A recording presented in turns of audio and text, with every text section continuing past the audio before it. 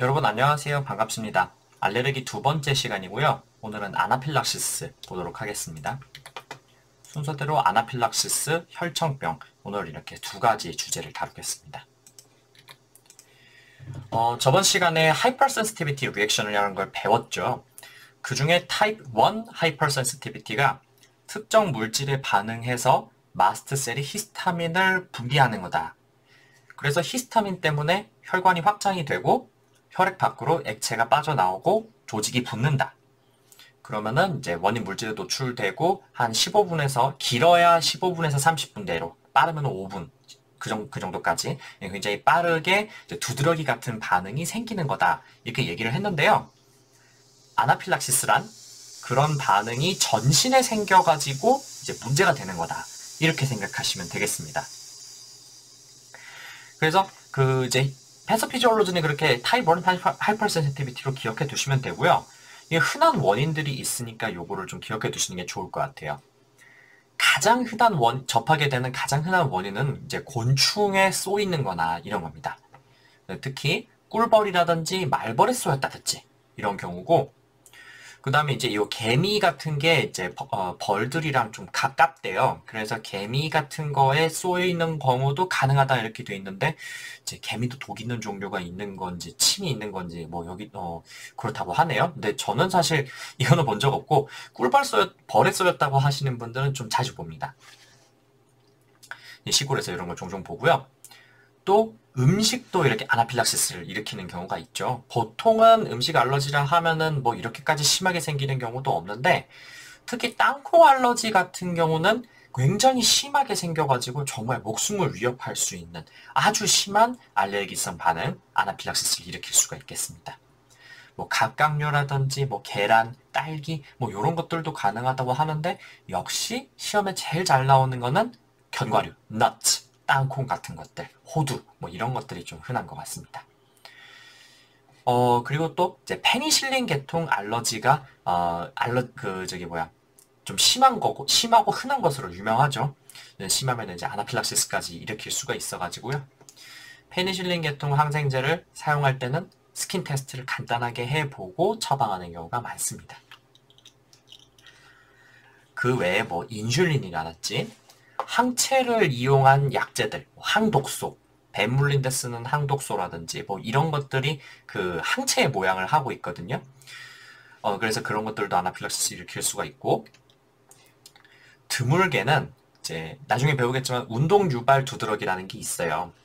운동만 해도 막 온몸 여기저기에 이제 두드러기가 생기고 뭐 그런 건데, 그게 두드러기만 생기는 수준이 아니고 굉장히 심한 전신 반응이 오고 바이탈이 흔들릴 정도라면은 그거를 이제 우리가 운동 유발 아나필락시스다 이렇게 얘기를 하게 되겠습니다.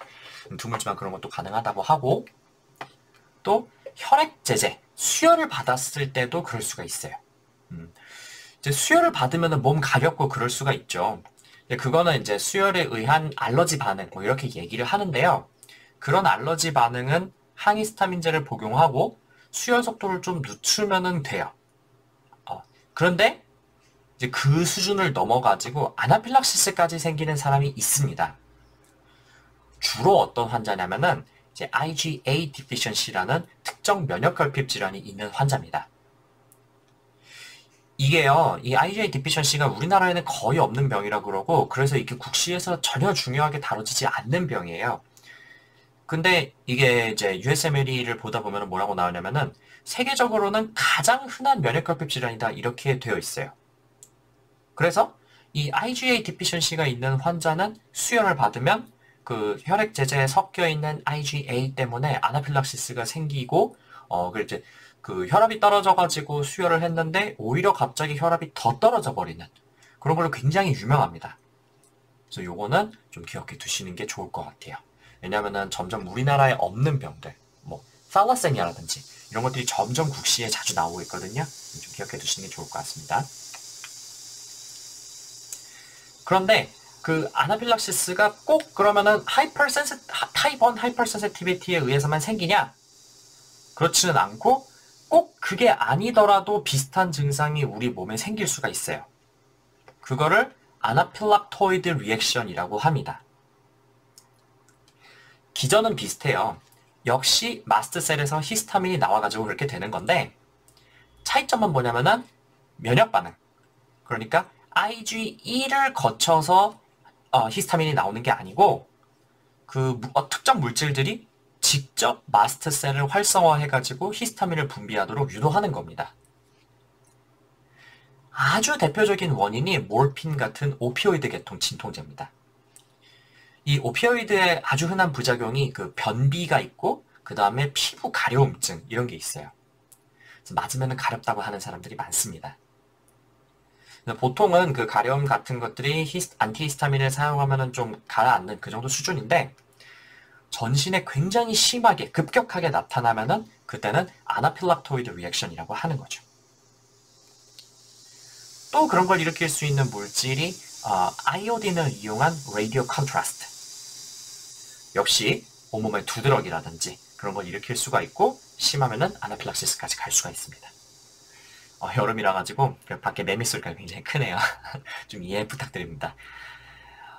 그리고 이제 반코마이신 같은 약제도 된다 이렇게 돼 있는데 좀 더 흔하고 시험에 잘 나오는 건 요 오피오이드 계통하고 그 다음에 라디오 컨트라스트 이렇게 두 가지인 것 같아요. 자, 그러면 구체적으로는 도대체 어떤 증상이 생기느냐? 첫 번째, 그 타입 1 하이퍼센시티비티에 의한 전신의 두드러기, 얼티카리아 이런 것들이 생깁니다. 피부가 빨갛게 되면서 붓고 가렵고 그런 거죠. 근데 거기에 혈관 부종, 안지오에데마까지 같이 생길 수가 있는데요. 안지오에데마도 역시 피부라든지 뭐 연부 조직, 그러니까 부드러운 조직들 있잖아요. 혀라든지 입술, 그다음에 눈 주변 이런 부분들이 붓는 건데 그 도대체 얼티카리아랑 안지오에데마랑 둘 다 똑같이 붓는 거라고 하면은 구체적으로 어떤 차이가 있느냐? 이게 다음 시간에 조금 더 자세하게 말씀을 드릴 텐데 그 이제 조금 더 그 겉부분 조직, 진피 윗부분 요 정도까지만 붓는 거는 얼티카리아라고 하고요. 조금 더 안쪽에 깊은 조직들, 뭐 서브큐테니어스 티슈라든지 이런 부분들이 몽땅 다 붓는 거는 안지오에데마다 이렇게 생각하시면 되겠습니다. 그래서 이런 증상이 피부에만 피부에도 나타나는데 이런 것들이 이제 전신의 그 장기, organ들에도 영향을 미치게 돼요. 우선은 어떻게 되냐면은 호흡기에 있는 조직들이 붓기 때문에 숨을 쉬기가 힘들어요. 요 두드러기나 아니면 혈관 부종 같은 그런 반응들이 여기 이 사진에서 보시다시피 혀라든지 목 안쪽, larynx 이런 데도 생기고 그다음에 저호흡기 안쪽 조직들에도 비슷한 그런 것들이 생겨가지고 그럼 어떻게 되겠어요? 공기가 통하는 길들이 좁아지니까 숨쉬기가 굉장히 힘들어지겠죠. 이런 거를 laryngeal edema 또는 브론코스파즘이라고 해요. 그래서 숨쉬기가 굉장히 힘들어지고요. 또 조금 전에 두드러기라든지 혈관 부종 이런 거는 결국에 그 혈액들이 혈관 밖으로 이제 빠져나가면서 조직이 액체를 꽉 차가지고 붓는 거거든요. 그러면은 그런 게 국소적으로만 생기는 게 아니고 전신에 다 생기면 어떻게 되겠어요? 혈관도 확장되고 그 다음에 그 확장된 혈관에서 혈액이 빠져나가니까 당연히 혈압이 뚝 떨어지겠죠. 그래서 이런 거를 우리가 뭐라 그러냐면은 distributive shock이라고 해요. 그러면 당연히 타키카르디아, 심장이 빨리 뛰겠죠.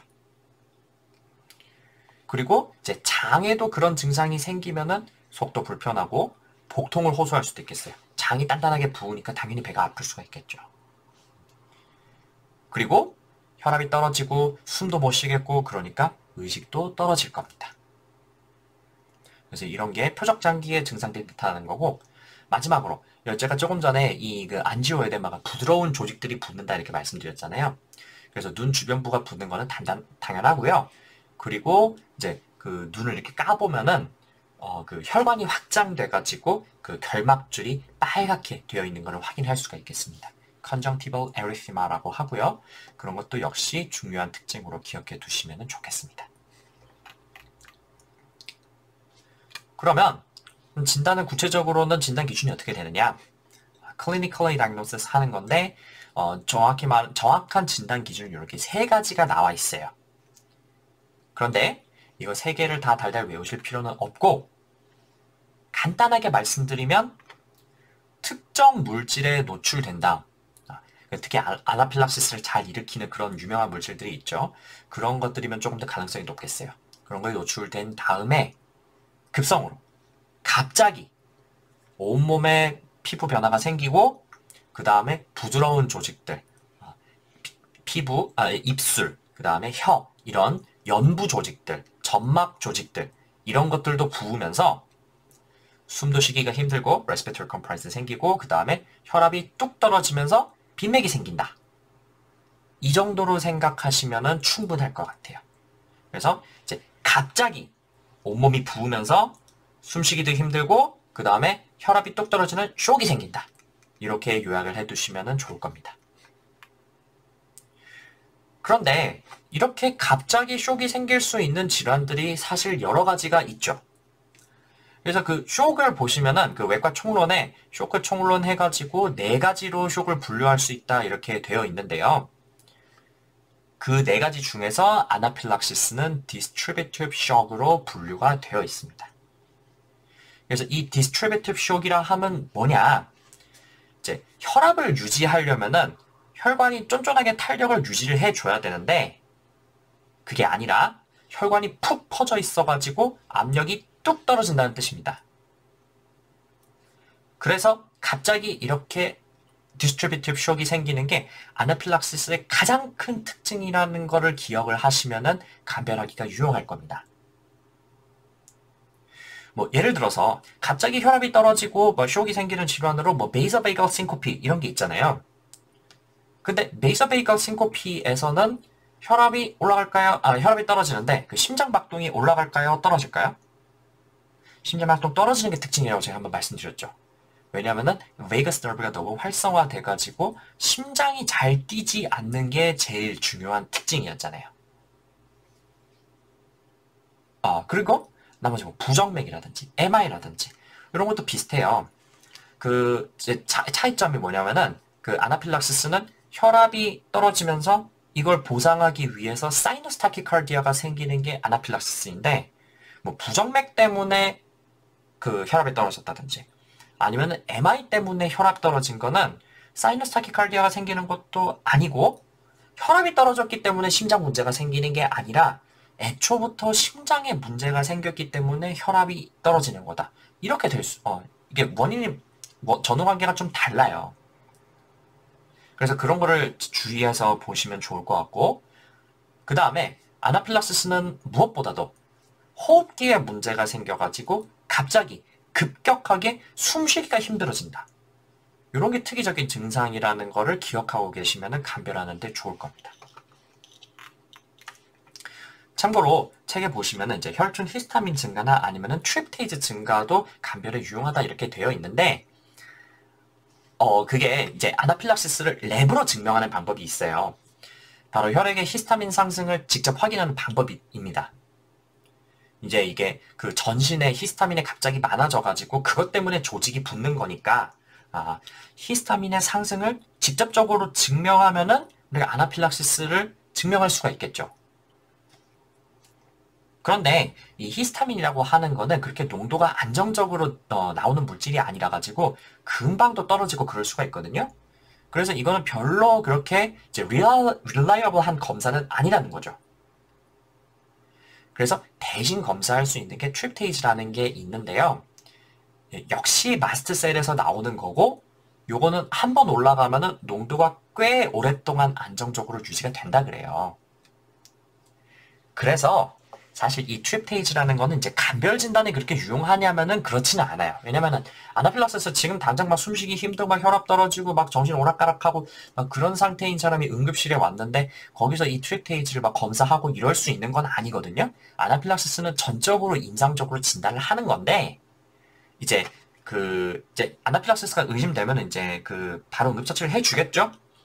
근데 이제 그러고 나서도 나중에 지나고 보니까 좀 애매하다든지, 아니면은 아나필락시스 의심되는 사람이 사망했는데 이제 부검을 할 때라든지, 그럼 이제 아나필락시스를 랩으로 좀 증명을 할 필요가 있으니까요. 그런 경우에 쓸 수 있는 게 요 트립테이즈 증가입니다. 그래서 사실은 이게 임상적으로 그렇게 유용한 검사는 아닌데 이제 특정한 상황에 쓸 수 있는 검사다. 이렇게 기억하시면 될 것 같아요. 트립테이즈 이름 기억해 두시면 좋을 것 같습니다. 이거 법의학 시간에 가르치시더라고요. 자, 그럼 아나필락시스가 의심될 때 치료를 어떻게 해야 하느냐? 아마 다 알고 계실 겁니다. 요거는 농도까지 좀 기억해 두시는 게 좋겠어요. 에피네프린 1대 1000, 즉 0.1%짜리를요. 0.3에서 0.5mg 정도. 요거 앰플을 까면은 1ml짜리 앰플에 에피네프린이 1ml짜리 앰플에 에피네프린이 1mg 들어 있습니다. 그래서 그거를 이제 근데 1ml를 다 하면 안 되고요.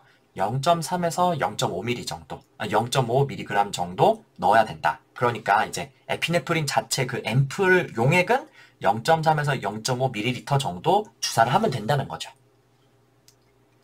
요거를 mid outer thigh, 그러니까 이제 thigh 쪽, 저기 허벅지 중에서도 좀 약간 바깥쪽, 이제 그런 부분에 신경이라든지 혈관이 좀 덜 지나가기 때문에 거기다가 빠르게 IM으로 인젝션을 하고 약을 좀 퍼지도록 이렇게 좀 주물주물 해주고 그러면 돼요. 그리고 나서 해결이 안 되면은 5에서 20분 뒤에 다시 한번 놓고, 그래도 안 되면은 아마 IV로 주는 것으로 알고 있습니다. 그리고 이제 그래서 응급처치는 이렇게 하고, 이제 도움이 되는 게 스테로이드를 조금 주면은 이게 그 마스터셀에서 히스타민만 나오는 게 아니고 다른 염증 매개 물질들도 나오거든요. 그래서 그런 것들에 의한 후기 반응들, 이제 한 두세 시간 정도 지나고 나면 이제 또 염증 반응이 또 와요. 그래서 그런 것들을 막는데 좀 도움이 된다. 이렇게는 되어 있어요. 단, 급성기에는 요 글루코코르티코이드는 별로 효과가 없습니다. 그런데 사실은 요거보다 더 중요한 거는 ABC, Airway, Breathing, Circulation 이거죠. 그래서 아나필락시스는 사실 그 사망이 일기까지 되는 원인은 숨을 못 쉬어가지고 그렇게 되는 거예요. 그래서 호흡곤란이 있다. 그렇다면은 에어웨이를 확보하기 위해서 인튜베이션을 고려하는 게 굉장히 중요하겠죠. 그럼 인튜베이션이랑 그 에피네프린이 둘 다 답지에 나오면 어떡하죠? 라고 생각할 수가 있어요. 그래서 그런 경우에는 숨은 잘 쉬고 있는지, SpO2가 괜찮은지, 그 외에 respiratory failure를 시사하는 임상 소견이 있는지, 예를 들어서 입 안을 봤는데 입안이 굉장히 부어서 숨쉬기가 힘들어 보였다. 아니면은 이제 그 호흡음을 듣는데 스트라이더, 그러니까 에어웨이가 좁아진 그런 호흡음을 청진할 수 있다든지 그런 것들을 확인을 해야 돼요. 그래서 랩이 됐든 아니면은 이제 호흡수가 됐든 아니면 다른 피지컬이 됐든 respiratory failure를 시사하는 소견이 있다. 그렇다면은 인튜베이션부터 답으로 찍는 게 맞고요. 그런 것들이 다 괜찮아. 이제 숨도 잘 쉬고 있고, 그다음에 호흡수도 괜찮고, SpO2도 괜찮고, 호흡음도 잘 들려. 그렇다면은 에피네프린만 주는 게 답이 되겠습니다. 이제 그러니까 현실적으로는요, 이런 환자가 오면은 당연히 에피 주는데 오래 걸리는 것도 아니고, 에피네프린 줄 준비도 하면서, 그 다음에 인튜베이션 할 준비도 같이 해야겠죠. 근데 이렇게 문제를 주면은요, 이건 문제 의도가 이런 환자에서 삽관을 빨리 준비해야 되는 거를 알고 있느냐? 그걸 물어보기 위한 거거든요. 그래서 이제 ABC, 그러니까 응급처치의 기본을 알고 있느냐, 그거를 물어보는 거기 때문에 삽관 준비를 즉시 해야 된다는 뜻으로 인튜베이션을 답으로 고르는 게 맞는 겁니다. 그리고 이제 그렇게 그렇게 응급처치를 다 해주고 나서 이제 아나필락시스는 최대 한 20% 정도에서 한 24시간 안쪽으로 다시 이게 재발할 수 있다 그래요. 그래서 이거 처치를 다 해두고 환자가 스테이블 하더라도 24시간 정도까지는 응급실에서 지켜보는 게 좋다 이렇게 되어 있습니다. 왜냐면은 재발할 수가 있기 때문에. 그래서 요거 이제 응급실에서 조금 있어야 된다는 거 기억해 두시면 좋을 것 같아요. 그리고 한 번 아나필락시스가 온 환자는 이제 다시 생기지 않도록 원인을 회피하는 게 중요하겠죠. 그런데 원인이 그러니까 예를 들어서 땅콩 알러지 이런 거는 이제 땅콩을 무조건 피하고 이제 땅콩이란 같은 데서 조리한 음식이라든지 그런 것도 최대한 피하고 그게 맞는데 원인이 확실하지 않은데도 불구하고 아나필락시스가 자주 생기는 사람 있을 수 있어요. 그러면은 이제 응급처치를 본인이 빨리 할 수 있도록 에피네프린을 이제 준비해가지고 상시 갖고 다녀야겠습니다. 그래서 이거를 이제 에피펜이라고 하는데 이런 거를 이제 의료인이 아니더라도 쉽게 그냥 다리에 딱 꽂으면은 에피네프린이 바로 주입이 될 수 있도록 이런 거를 갖고 다녀야 될 거예요. 그리고 뭐 원인은 알지만 그럼에도 불구하고 회피를 할 수가 없는 사람. 예를 들어서 직업상 산을 자주 탄다든지 아니면은 양봉을 하시는데 벌독의 아나필락시스가 생긴 분이라든지 뭐 그런 분은 생유볼 그만두기는 조금 어렵겠죠. 그래서 면역 치료를 해야 되고요. 또는 특정 약물을 반드시 써야 하는데 아나필락시스가 생긴 경우 뭐 예를 들어서 페니실린을 꼭 써야 되는 사람인데 페니실린에 대해서 알러지가 있다.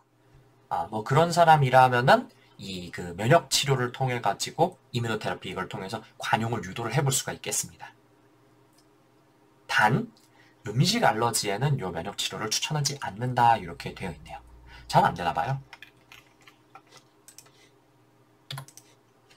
그러면 아나필락시스는 여기까지 하고요. 다음에 보실 게 혈청병, serum sickness인데요.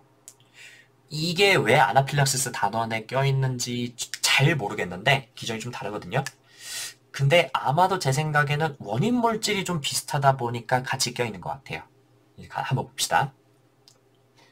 그래서 여기 보시면은 이것도 원인 물질이요. 뭐 백신이라든지 아니면 항체라든지 아니면 이제 썰파 계열이나 아니면 페니실린 계통 항생제 아니면은 곤충이나 동물의 독 아니면 그런 거에 대해서 이제 치료제로 그 항체 계통의 약제를 사용했을 때 우리 몸이 면역 반응을 일으키는 거다 이렇게 되어 있어요.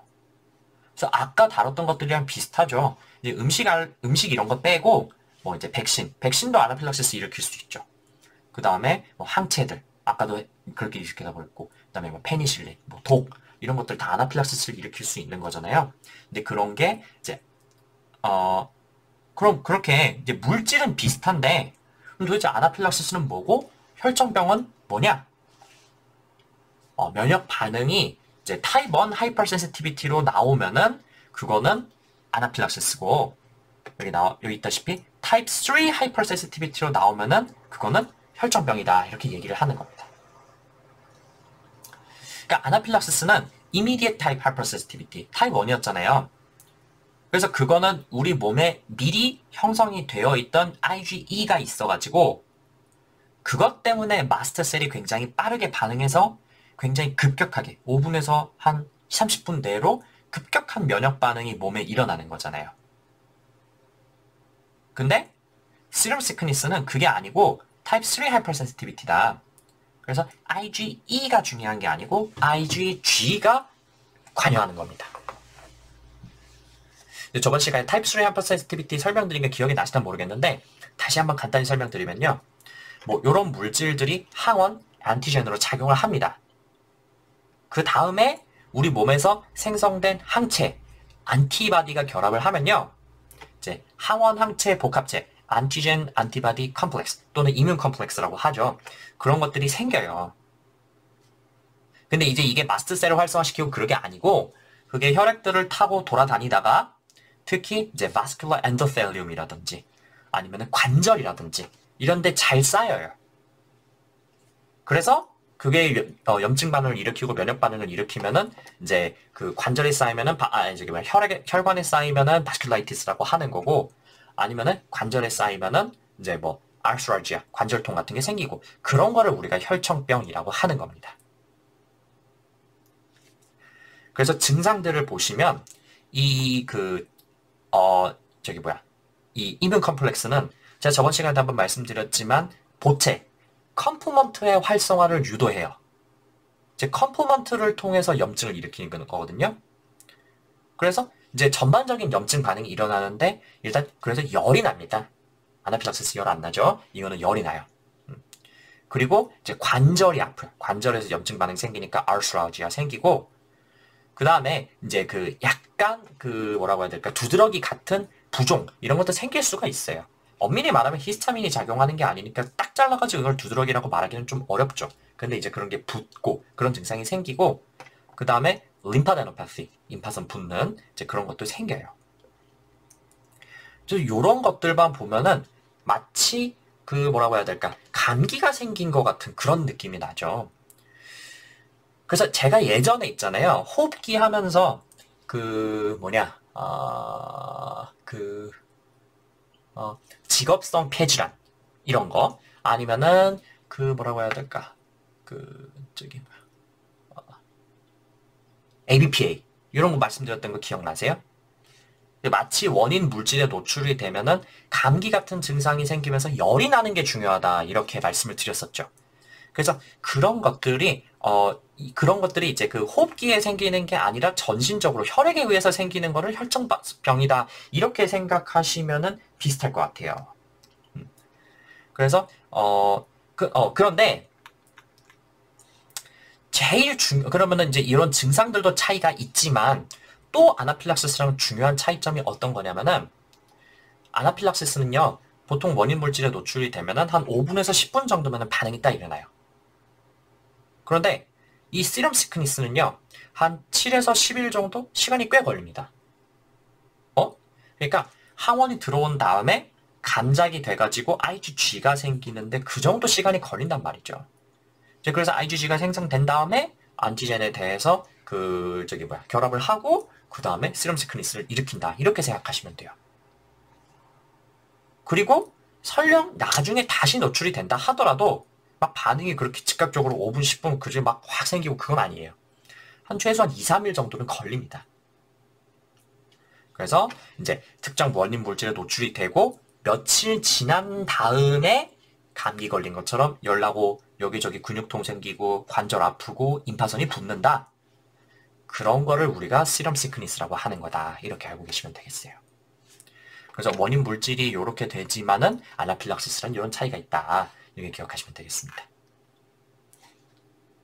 치료는 역시 원인 물질을 회피하는 게 제일 중요하겠죠. 회피하면은 대부분 해결된다. 이렇게 되어 있어요.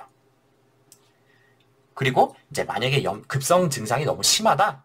그러면은 뭐 피부 가려움증이라든지 이런 거는 안티히스타민을 사용을 하고 그다음에 열 이런 다른 염증 반응, 뭐 통증 뭐 이런 거에 대해서는 엔사즈나 아니면은 글루코코르티코이드를 사용하면 된다. 이렇게 되어 있습니다.